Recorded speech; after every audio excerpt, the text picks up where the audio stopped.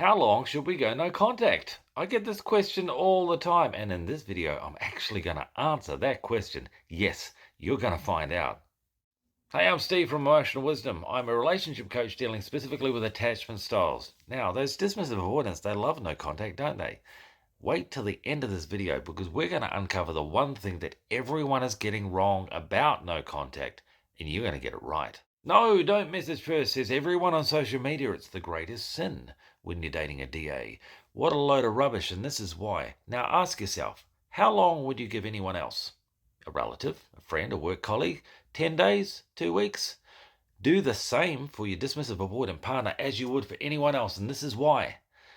Otherwise, you're adjusting. You're accommodating someone else's insecurities and taking ownership of someone else's wounds. And you as an anxious have done this your whole life. It's actually been the biggest problem in all of your relationships is you adapting to someone else's needs ahead of your own. Why would you want to keep doing that? Now, there are 3 reasons why we won't go no contact, but we don't hear about the 2 healthy ones. We only hear about the one that we use as a manipulative tactic. I'm going to withdraw from my DA until they feel so anxious about my lack of availability that they start to chase back after me out of their insecurity. And that's a manipulation. That's toxic. That will destroy your relationship. But we think that's the reason why. It's like, I'm going to go no contact until they reach out first, and I'll feel so validated by their presence. It's non-sustainable. It's taking advantage of someone else's wounds, and in the end, it's discouraging them from healing. Of the other 2, the second one looks very much like the first one, but the motivation is completely different. If we put ourselves beyond the fear of the avoidance, so they have to press past the discomfort of that silence of their insecurity to find us, that gives them an opportunity to observe themselves and grow in the experience.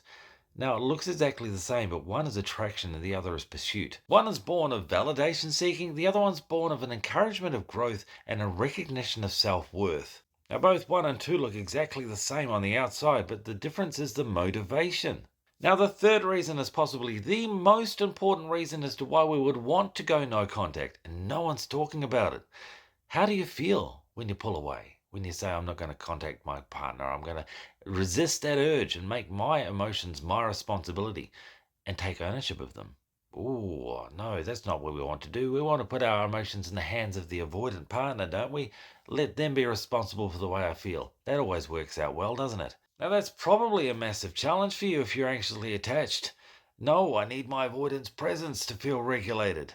Now, as soon as you're thinking that, you know it's a you problem. Why can't you enjoy your own company?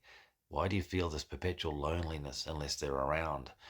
It's because if we're yearning for anything on the outside of us, it's a direct indication to a disconnect of something on the inside of us.